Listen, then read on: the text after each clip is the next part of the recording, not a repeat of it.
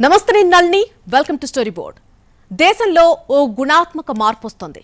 ఇంత ఆధునిక టెక్నాలజీ కాలంలోనూ యూత్లో మన సంస్కృతి సంప్రదాయాల పట్ల ఆసక్తి పెరుగుతోంది. జెన్జీ గుళ్ళు గోపురాల సందర్శనలో మునిగి తేలుతోంది. భక్తిభావం వెల్లివిరుస్తోంది. ఈ పరిణామ క్రమంపైనే ఇవాల్టి స్టోరీ బోర్డ్ చూద్దాం. మన మతం మన సంప్రదాయాల్ని బాగా పాటించాలనే తాపత్రయం హిందువుల్లో బాగా పెరిగింది. గతంలో ఇళ్లల్లో చేసుకునే పూజలు ఇప్పుడు సామూహికంగా చేసుకుంటున్నారు. పనిగట్టుకుని ఉత్సవాలు చేసే సంస్కృతి విస్తరించింది. పనిలో పనిగా చారిత్రక ఆలయాలు, పాత ఆచారాలపైన నమ్మకం పెరిగిపోయింది. అన్ని వర్గాల ప్రజలు, అన్ని వయసుల వారు ఆలయాల బాట పడుతున్నారు. దేశంలోని హిందువుల్లో భక్తిభావం పెరుగుతోంది. దశాబ్దం క్రితం కంటే ఇప్పుడు సంస్కృతి సంప్రదాయాలకు పెద్దపీట వేస్తున్నారు. వాళ్లు వీళ్లు అనే తేడా లేదు. వృద్ధుల నుంచి యువత వరకు అందరూ ఆలయాలకు క్యూ కడుతున్నారు. పండుగైనా, కొత్త సంవత్సరమైనా, విద్యా సంస్థలకు సెలవులొచ్చినా కుటుంబాలు ఆలయాల బాట పడుతున్నాయి. వీలు కుదరకపోతే ప్రత్యేకంగా సమయం కేటాయించుకుని ఆధ్యాత్మిక బాట పడుతున్నారు. కనిపించిన దేవుళ్లను మొక్కేస్తున్నారు. కష్టం వచ్చినప్పుడు మాత్రమే దేవుణ్ణి గుర్తు చేసుకోవడం లేదు. సంతోషంలోనూ వెళ్తున్నారు. యువత పరీక్షలకు ముందు వెళ్తున్నారు. రిజల్ట్స్ వచ్చిన తర్వాత దర్శించుకుంటున్నారు. ప్రధానిగా నరేంద్ర మోడీ బాధ్యతలు చేపట్టిన తర్వాత హిందువుల్లో భక్తిభావన ఊహించని స్థాయిలో పెరిగింది. మోడీ సోమనాథ్ ఆలయాన్ని సందర్శించడంతో జనం కూడా ఆలయాలకు క్యూ కడుతున్నారు. నరేంద్ర మోడీ వచ్చాకే హిందువుల్లో భక్తి పట్ల ఊహించని చైతన్యం వచ్చింది. గడిచిన 10 ఏళ్లుగా దేశంలోని ప్రజల మనోభావాల్లో అనూహ్యంగా మార్పులొచ్చాయి. హిందుత్వంపై జనంలో అపారమైన విశ్వాసం పెరుగుతోంది. ఇది ఇటీవల కాలంలో దేశంలో వచ్చిన అతిపెద్ద మార్పు. హైందవ సంస్కృతి, పూజలు, పునస్కారాలు, పుణ్యక్షేత్రాల సందర్శనలు, ప్రవచనకర్తలు, స్వామీజీలు, అనుగ్రహం ఇవన్నీ భారతదేశంలో ఎక్కువ మంది జీవితంలో భాగమయ్యాయి. గడిచిన 10-12 ఏళ్లతో పోలిస్తే ప్రజల్లో హిందుత్వ భావన, హిందూ మతం ఆపేక్ష, హిందూ మత ఆచరణలు విపరీతంగా పెరిగాయి. ఇది కేవలం ఏ ఒక్క తరగతికో పరిమితం కాలేదు. మధ్యతరగతి, దిగువ మధ్యతరగతి, ధనిక వర్గాలు అందరూ హిందుత్వంపై విపరీతమైన ఆపేక్ష చూపిస్తున్నారు. ఇంకా ఆసక్తికరమైన విషయం ఏంటంటే యువత దైవభక్తి చాలా పెంచుకుంది. వారు దైవంపై ఆసక్తి చూపిస్తున్నారు. మహిళల్లో అన్ని వర్గాల మహిళలు పూజా పునస్కారాలకు, వ్రతాలకు, హిందూ మత ఆచరణలకు ఆసక్తి చూపిస్తున్నారు. ఖచ్చితంగా సమయం కేటాయిస్తున్నారు. ఇది గడిచిన దశాబ్ద కాలంలో దేశ ప్రజల్లో వచ్చిన అతిపెద్ద మార్పు. హిందూ ధర్మంపై, హిందూ మత ఆచారాలపై నమ్మకం, విశ్వాసం జనాల్లో విపరీతంగా పెరిగింది. ఆలయాల సందర్శనలతో రద్దీ పెరిగింది. ఏ పండుగైనా తీసుకోండి, ఆలయాలన్నీ కిటకిటలాడిపోతున్నాయి. అది ముక్కోటి ఏకాదశి కావచ్చు, నూతన సంవత్సరాది కావచ్చు. ఏ పండుగ రోజైనా ఆలయాల రద్దీ అలా ఇలా ఉండడం లేదు. మునుపటి రోజులకు భిన్నంగా హిందూ మతం, హిందుత్వ భావనతో ఏర్పాటయ్యే గ్రూపులకు మంచి ఆదరణ లభిస్తోంది. పూజలు, ఉత్సవాల విషయంలోనూ తోటి హిందువులతో పోటీ పెట్టుకునే పోకడొచ్చేసింది. ఫలానా ఉత్సవాలు మీ ఊళ్ళో బాగా జరిగాయా, మా ఊళ్ళో బాగా జరిగాయా అంటూ చర్చలు కూడా జరుగుతున్నాయి. గణేష్ ఉత్సవాలు మొదలుకొని దేవీ నవరాత్రుల వరకు జనం దేన్ని వదిలిపెట్టడం లేదు. ఉత్సవం ఏదైనా ఘనంగా నిర్వహించాల్సిందేనని తపన బాగా పెరిగిందే. ఏ కారణంతో ఈ భావన మొక్కతొడిగినా అది అంతిమంగా ఆలయాలు కలకళ్లాడ్డానికి దారితీస్తున్నాయని ఆధ్యాత్మికవేత్తలు సంతోషిస్తున్నారు. ఒకప్పుడు ఆలయాల సందర్శన అంటే అంతగా ఆసక్తి చూపని వారు సైతం ఇప్పుడు పనిగట్టుకుని వెళ్తున్నారు. ఇప్పుడు చాలా ప్రాంతాల్లో ప్రత్యేక సందర్భాల్లో ఆలయాలకు వెళ్లకపోతే మీరు హిందువులేనా అని అడిగే పరిస్థితి వచ్చేసిందే. క్రమంగా గుడికి వెళ్లడం కూడా ఒక సామాజిక హోదాకు చిహ్నంగా మారిపోయింది. దీంతో కుటుంబాలు పిల్లాపాపలతో సహా వీలైతే పుణ్యక్షేత్రానికి, లేకపోతే అందుబాటులో ఉన్న గుడికి వెళ్లి దైవ దర్శనం చేసుకునే ధోరణి బాగా పెరిగింది. గతంలో దర్శనం సాఫీగా జరిగేలా ఉంటేనే వెళ్దాం, లేకపోతే లేదు అనుకునేవాళ్లు. కానీ ఇప్పుడు అలా కాదు. ఎన్ని కష్టాలు పడ్డా దర్శనం కాకుండా వెనుతిరిగే ప్రసక్తే లేదని ఎవరికి వారే గట్టి సంకల్పం చేసుకుంటున్నారు. అడపాదడపా తొక్కిసలాట్లు జరిగినా వాటిని ఎవ్వరూ పట్టించుకోవడం లేదు. ఎంత రద్దీ ఉన్నా చివరకు ఆలయ నిర్వహణాధికారులే రావద్దని ప్రకటనలు చేసినా జనం అవేవీ పట్టించుకోవడం లేదు. పైగా దైవ దర్శనానికి రావద్దని చెప్పడానికి మీరెవరు అని ఎదురు ప్రశ్నిస్తున్నారు. రద్దీ పెరిగినప్పుడు తగిన ఏర్పాట్లు చేయడానికే యంత్రాంగం ఉందని వారికి కర్తవ్య బోధ చేస్తున్నారు. ఈ స్థాయిలో వెల్లివిరుస్తున్న హైందవ చైతన్యం ఏదో ఒక రాష్ట్రానికో ప్రాంతానికో పరిమితం కావడం లేదు. ప్రాంతాలు, రాష్ట్రాలు, కులాలు, మతాలకు అతీతంగా దేశవ్యాప్తంగా ఈ భావన పెరిగిపోతోంది. ముక్కోటి ఏకాదశికి తిరుమలకు లక్షల్లో జనం తరలి వస్తున్నారంటే వారిలో ఆ భక్తి భావన ఏ రకంగా విస్తృతమైందో, ఏ విధంగా పెరిగిందో అర్థమవుతోంది. దేశంలో పెరిగిన హైందవ భావన కేవలం ఆలయాల్లో రద్దీకే పరిమితం కావడం లేదు. పనిలో పనిగా కొత్త ఆలయాల నిర్మాణం, పాడుపడ్డ ఆలయాల పునరుద్ధరణ ఇవన్నీ కూడా దేశంలో వేగంగా జరుగుతున్నాయి. భక్తి భావన అనేది ఒక ఉద్యమంలా జనంలో పెరుగుతోంది. దీనికి ఖచ్చితంగా కేంద్రంలో మోడీ సారథ్యంలో బీజేపీ చేసిన ప్రయత్నమేనని అంగీకరించక తప్పదు. అయోధ్య ఆలయం పునరుద్ధరించడం, కాశీలో సంస్కరణలు చేపట్టడం, దేశంలో ఇలా ఎన్నో ఆలయాలను సంస్కరించడం ద్వారా ప్రజల్లో ఆ భావన బాగా పెంచగలిగారు. ప్రధాని స్వయంగా ఆలయాలను సందర్శించడం, పూజా పునస్కారాల్లో, యాగాల్లో, యజ్ఞాల్లో పాలుపంచుకోవడం ద్వారా దేశ ప్రజలను ప్రభావితం చేయగలిగారు. ముఖ్యంగా మధ్యతరగతి, దిగువ మధ్యతరగతి, ధనిక వర్గాలు హిందూ మతస్థులే కాని పండుగ రోజు దేవుడికి దండం పెట్టుకోవడమే తప్ప మత ఆచారాలను ఒక నిత్య క్రతువుగా చేయరు. కానీ ఇప్పుడు మాత్రం పరిస్థితిలో మార్పొచ్చింది. స్వయంగా దేశ ప్రధాని కూడా పూజలు చేస్తుంటే, అంత బిజీ షెడ్యూల్లోనూ ఆలయాల సందర్శన చేస్తుంటే మనమెందుకు చేయకూడదు? మనం హిందువులు అని చెప్పుకుంటే సరిపోతుందా? మన శక్తి మేర మనమూ చేయాలి కదా అనే ఆలోచన హిందువులందరిలో మొగ్గతొడిగింది. వైష్ణోదేవి, ఉజ్జయిని మహాకాళేశ్వర ఆలయం ఇలా ఒక్కటేమిటి, కాస్త పేరున్న గుడైతే చాలు దేశవ్యాప్తంగా ఉన్న హిందువులు దర్శనానికి వెళ్తున్నారు. గతంలో ఎప్పుడూ ఈ స్థాయి రద్దీ చూడని ఆలయాలు కూడా మారిన పరిస్థితులకు అనుగుణంగా సిద్ధమవుతున్నాయి. భక్తి భావనకు అనుబంధంగా ఆధ్యాత్మిక కార్యక్రమాలకు ఆదరణ పెరిగింది. భజనలు, కీర్తనలు, పాటలు, ప్రసంగాలు, ప్రవచనాలు ఇలా ఒక్కటేంటి, దేవుడితో ముడిపడ్డ ప్రతి విషయానికి డిమాండ్ బాగా పెరిగింది. చాలా ఆలయాల్లో కేవలం పూజలు చేసుకోవడమే కాదు, ఆ పూజలు పద్ధతి ప్రకారం జరుగుతున్నాయా లేదా అని కూడా భక్తులు నిశితంగా గమనిస్తున్నారు. ఏ మాత్రం అనుమానం వచ్చినా ఆలయ బోర్డులకు ఫిర్యాదులు చేస్తున్నారు. గుడి ప్రతిష్టకు తగినట్టుగా పూజలుండాలని సూచనలు చేస్తున్నారు. అవసరమైతే పీఠాధిపతులు, స్వామీజీల మార్గదర్శనం తీసుకోవాలని కూడా సలహాలిస్తున్నారు. దీంతో గతంలో మాదిరిగా ఏమరపాటుగా ఉంటే కుదరదని అన్ని ఆలయాల బోర్డులు అప్రమత్తమయ్యాయి. ఎవరికి వారు ఎప్పటికప్పుడు భక్తుల దగ్గర సూచనలు తీసుకుంటూ పొరపాట్లుంటే సవరించుకుంటున్నారు. మనది హిందూ దేశం అనే భావనకు బలం పెరుగుతోంది. 10 ఏళ్ల కిందటి పరిస్థితులతో పోల్చి చూస్తే ఈ భావనకు సామాన్య హిందువుల్లో ఆమోదం లభిస్తోంది. ప్రధానమంత్రి నరేంద్ర మోడీ వచ్చాక జనంలో భక్తిభావం ఎన్నో రెట్లు పెరిగింది. ఆలయాలకు క్యూ కడుతున్నారు, ఆధ్యాత్మిక యాత్రలు చేస్తున్నారు. ప్రధాని మోడీ ఏ ఆలయాన్ని సందర్శిస్తే ఆ ఆలయానికి భక్తులు కిక్కిరిసిపోతున్నారు. గతంలో రామేశ్వరం వెళ్లినా, తాజాగా సోమనాథుని సందర్శించినా హిందువులు మోడీ బాటలో నడుస్తున్నారు. రికార్డు స్థాయిలో ఆలయాల గురించి గూగుల్లో సెర్చ్ చేస్తున్నారు. తాజా ఉదాహరణ సోమనాథ్ ఆలయం గూగుల్ సెర్చింగే. కోరికలు తీర్చమని దేవుడికి దండం పెడుతున్నారు, కొబ్బరికాయ కొడతారు, ఇంట్లో దీపారాధన చేసి పూజిస్తున్నారు, గుడికెళ్లి దర్శనం చేసుకుని కష్టాలన్నీ తీర్చమని వేడుకుంటున్నారు. ఏదన్నా పొరపాటు జరిగితే అయ్యో తప్పు జరిగిందే, స్వామి తెలియక చేశాం క్షమించు అని చెంపలేసుకుని వేడుకుంటారు. భక్తులు దేవుడికి పూజలు చేయడం, నమస్కారాలు పెట్టడం, గుళ్ళు గోపురాలు అంటూ తీర్థయాత్రలు చేసే భక్తులు పెరిగిపోయారు. గత 10 ఏళ్ల కాలంలో ఆధ్యాత్మిక టూరిజం అంచనాలకు అందని విధంగా పెరిగిపోయింది. దేవుణ్ణి పూజిస్తే కష్టాలు తొలగిస్తాడని, అనుకున్న పనులు దిగ్విజయంగా పూర్తవుతాయనే నమ్మకం జనంలో బాగా పెరిగింది. 12 ఏళ్ల క్రితం ప్రధానిగా బాధ్యతలు చేపట్టకముందే హిందుత్వం ఉందే. భక్తులు కూడా ఆలయాలకు వెళ్లేవారు. అయితే అది వేళ్ల మీద లెక్క పెట్టేంత సంఖ్య మాత్రమే. అయితే మోడీ వచ్చాక హిందువుల్లో ఐకమత్యం పెరిగింది. తాము కూడా హిందువులే అని చెప్పుకోవడానికి ఆలయాల చుట్టూ తిరుగుతున్నారు. నామాలు, తిలకాలు దిద్దుకుంటున్నారు. ఆలయాలకు వెళ్లేటప్పుడు సాంప్రదాయ దుస్తులు ధరిస్తున్నారు. ఇదంతా మోడీ వచ్చాకే జరుగుతోంది. హిందుత్వం అంటే ప్రధాని మోడీకి ముందు ఆ తర్వాత అన్నట్టు తయారైందే. హిందుత్వానికి మోడీ బ్రాండ్ అంబాసిడర్ లాగా మారిపోయారు.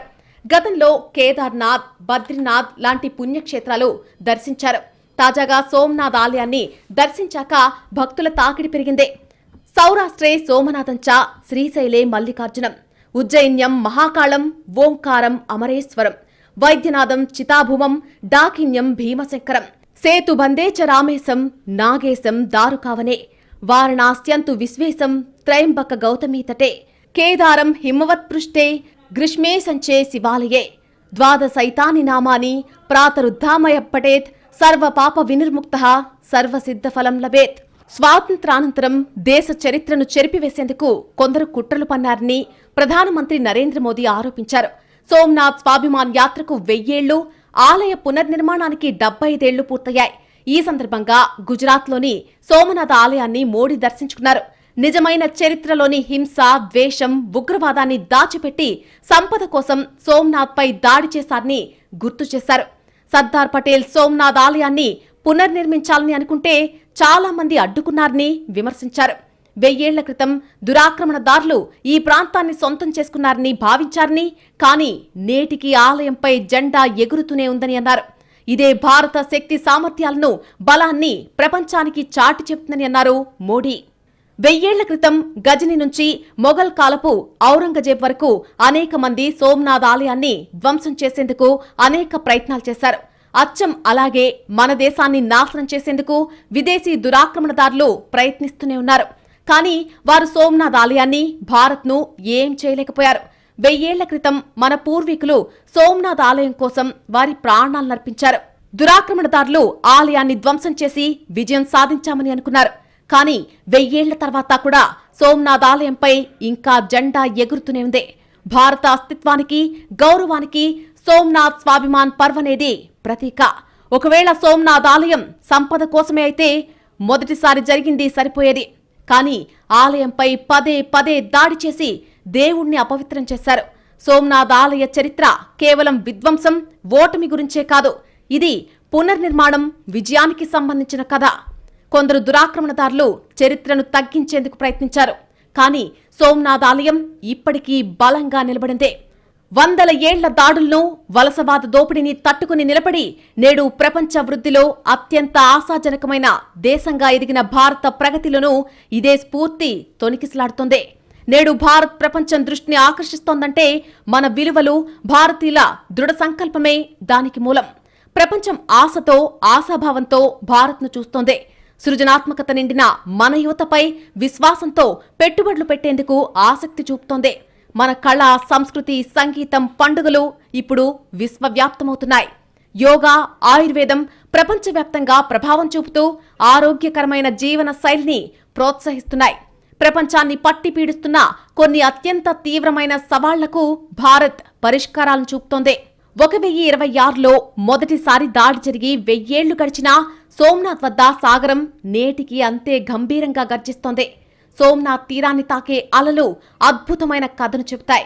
ఆటంకాలెన్నెదురైనా ఆ అలల మాదిరిగానే మళ్లీ సోమనాథ్ అభ్యుదయం తథ్యం. నాటి దురాక్రమణదారులు నేడు గాల్లో కలిసిపోయిన ధూళి కణాలైపోయారు. వారి పేర్లు విధ్వంసానికి పర్యాయ పదాలుగా మిగిలాయి. వారంతా చరిత్ర గ్రంథాల్లో పాదసూచికలు మాత్రమే. సోమనాథ్ మాత్రం దిగంతాలకు అతీతంగా దేదీప్యమై వెలుగులు విరజిమ్ముతోంది. 1026 నాటి దాడితో ఏ మాత్రమూ చెక్కు చెదరని ఆ అజేయమైన, చిరతరమైన స్ఫూర్తిని మనకు గుర్తు చేస్తూనే ఉంది. సోమనాథ్ ఒక ఆశాగీతం. ద్వేషం, మతోన్మాదాలకు తాత్కాలికంగా ధ్వంసం చేసే శక్తి ఉండవచ్చు. కానీ సత్యము, ధర్మంపై అచంచలమైన విశ్వాసం, అమరత్వాన్ని సృజించగలవని సోమనాథ్ చాటుతోంది. శ్రీ సోమనాథ మహాదేవుడి ఆశీస్సులతో వికసిత భారత నవ సంకల్పంతో భారతీయులు ముందుకు సాగుతున్నారు. విశ్వ కళ్యాణమే పరమావధిగా మన నాగరికతా స్ఫూర్తి దిశానిర్దేశం చేస్తోంది సోమనాథ ఆలయం. మహిళలు, యువతీ యువకుల ఆలోచన విధానంలో మార్పు వచ్చింది. పూజా పునస్కారాలు, ఆలయాల సందర్శనలు నిత్య జీవితంలో ప్రధాన భాగమైపోయాయి. ఇప్పుడు ఏ ఆలయంలో చూసినా యువతే ఎక్కువగా కనిపిస్తున్నారు. చాంతాడంత క్యూలైన్ ఉన్నా సరే చాలా ఓపిగ్గా నిలబడి దైవ దర్శనం చేసుకుంటున్నారు. టెంపుల్ టూరిజం అంతకంతకు పెరుగుతోంది. ఆధునికత ఎంత పెరుగుతున్నప్పటికీ హిందూ సంస్కృతి, సంప్రదాయాలను జనం విశ్వసిస్తున్నారు. చిన్న పెద్ద వయోభేదం లేకుండా మొగ్గు చూపుతూ ఆచరిస్తున్నారు. ఇటీవల యువత కూడా పూజా పునస్కారాలకు ప్రాధాన్యతిస్తున్నారు. వయసు పైబడిన వారి కంటే యువతే ఎక్కువగా దైవ దర్శనాలకు, పూజలకు ప్రాధాన్యమిస్తూ ఉండటంతో పూజా వస్తువుల అమ్మకాలు ఎక్కువగా జరుగుతున్నాయి. వరలక్ష్మి వ్రతాలు, గౌరీ వ్రతాలు, సత్యనారాయణ స్వామి వ్రతాలు, నోముల్లో పాల్గొంటున్నారు. యువత నుంచి వృద్ధుల దాకా అయ్యప్ప పూజలు, వివిధ దేవతా మాలధారణలు వేస్తున్నారు. షష్ఠిపూర్తి, అన్నప్రాసన, ఉపనయనాలు, భూమి పూజలు, గృహప్రవేశాలు, శంకుస్థాపనలు, వ్యాపార ప్రారంభోత్సవాలు ఇలా ఏదైనా సరే పూజలు చేస్తున్నారు. సంక్రాంతి పండుగకు ఇళ్ల ముందు ముగ్గు వేసి గొబ్బెమ్మలను పెడుతున్నారు. పండించిన పంటలకు పూజలు చేస్తున్నారు. పండుగల సమయంలో జనం పిండి వంటలు చేసుకోవడానికి ప్రాధాన్యత ఇచ్చేవారు. ఇంట్లో చేసుకున్న వంటలను దేవుడికి నైవేద్యంగా సమర్పించి పూజలు చేసుకునేవారు. ప్రస్తుతం దేశమంతా ట్రెండ్ మారిపోయిందే. పండుగల సమయంలో జనాలు ఇళ్లకే పరిమితం కావడం లేదు. సాయంత్రం అయితే చాలు ఏదో ఒక ఆలయానికి వెళ్తున్నారు. సుదూర ప్రాంతమైనా సరే ఆలయాల సందర్శనకు టైం కేటాయిస్తున్నారు. హిందువుల్లో భక్తిభావం పెరిగింది. ఏడాదికోసారి పూజలు చేసేవాళ్లు ఇప్పుడు నిత్య పూజల కోసం వస్తున్నారు. ఎంత సంపాదిస్తే ఏంటి, ఉడతా భక్తి దేవుడికి సమర్పించుకోవడమే ముఖ్యం అనే ధోరణి బాగా పెరిగింది. కొంతమంది అయితే దానాలు, ఆధ్యాత్మిక సేవ విషయంలో గురువుల సలహాలు తీసుకుని మరీ ముందుకు వెళ్తున్నారు. ఇంతకుముందు పండుగల విషయంలో సందేహాలొస్తే ఏ రోజైతే ఏముందులే అనుకునేవాళ్లు. కానీ ఇప్పుడలా అనుకోవడం లేదు. ఏ పండుగ ఏ రోజొచ్చిందో తెలుసుకోవడానికి ఎక్కడిదాకా అయినా వెళ్లి సందేహ నివృత్తి చేసుకుంటున్నారు. అంతేకాదు, ఆ రోజే ఎందుకు చేయాలో, అలా ఏ ధర్మ గ్రంథంలో ఉందో, అది ఎందుకు ప్రామాణికమో కూడా ఆసక్తిగా తెలుసుకుంటున్నారు. ఆ తర్వాత తాము తెలుసుకున్న సమాచారాన్ని సోషల్ మీడియాలో తెలిసిన వారితో షేర్ చేసుకుంటున్నారు. కొందరైతే ప్రతిరోజు ఉదయాన్నే తిథి, వార, నక్షత్రాలతో సహా ఆ రోజు ప్రత్యేకతను చెప్పే పోస్ట్తోనే సోషల్ మీడియాలో రోజు ప్రారంభిస్తున్నారు. కొంతమంది అయితే ఎక్కడైనా పురోహితులు ప్రత్యామ్నాయాలు చెప్పినా ఒప్పుకోవడం లేదు. మీరే ఆచారాలు తప్పిస్తే ఎలాగా అని వారికి క్లాస్ పీకుతున్నారు. ఇలా హిందువుల్లో పెరిగిన మత విశ్వాసం చూసిన తర్వాత ప్రభుత్వాలు కూడా హిందూ పండుగల విషయంలో గతానికి మించిన శ్రద్ధ తీసుకుంటున్నాయి. 1కి 10 సార్లు పండితుల్ని సంప్రదించాకే తేదీలు ప్రకటిస్తున్నాయి. అవసరమైతే స్వామీజీలు, పీఠాధిపతుల మార్గదర్శనం తీసుకుంటున్నాయి. అంతేకాని అనవసర రిస్క్ తీసుకోవడానికి సిద్ధపడ్డం లేదు. మతం ఇప్పుడు రాజకీయాల్లో కంటే ఆర్థిక రంగంలో కీలక పాత్ర పోషిస్తోంది. దేశ స్థూల దేశీయోత్పత్తిలో పర్యాటక ఆదాయం వాటా 9.6%. ఇందులో దేశీయ పర్యాటకం 88%. గతేడాది ఇండియా సందర్శించిన విదేశీ పర్యాటకులు కేవలం 90 లక్షలు. స్థానిక యాత్రికుల సంఖ్య కళ్లు చెదిరేలా 14 కోట్లను దాటిందే. కేంద్ర ప్రభుత్వాలు పర్యాటక రంగాన్ని ప్రోత్సహించడానికి ఢిల్లీ, ఆగ్రా, జైపూర్, స్వర్ణ త్రిభుజం మీద అధిక శ్రద్ధ పెడుతుంటాయి. వాస్తవానికి తమిళనాడు సందర్శించేవారు అత్యధికంగా 20% ఉన్నారు. ఢిల్లీ పర్యాటకులు వారిలో సగం ఉంటారు. దక్షిణాది రాష్ట్రాలు దేశ విదేశాల టూరిస్టులను ఆకర్షించడంలో ముందు వరుసలో నిలుస్తున్నాయి. కారణం ఏంటంటే మతపరంగా ప్రముఖమైన తిరుపతి, మదురై వంటి ప్రదేశాలు వీటిలో ఎక్కువగా ఉండడమే. తిరుపతి వల్ల ఏపీ ఇండియాలోనే అతిపెద్ద దేశీయ పర్యాటక ప్రదేశంగా రూపొందిందే. రిలీజియస్ టూరిజం ఇప్పుడు అతిపెద్ద వ్యాపారంగా మారిందే. దేశంలో మతపరమైన వ్యాప్తి పెరిగిపోతోంది. దశాబ్ద కాలంగా ఈ ధోరణి మరీ ఎక్కువైందే. అడుగడుక్కి హిందూ ఆలయాలు వెలుస్తున్నాయి. చిన్న పల్లెటూళ్ళలో సైతం 2-3 దేవాలయాలుంటున్నాయి. వాటిని దర్శించుకునే భక్తులు కూడా మునుపటి కంటే ఎక్కువయ్యారు.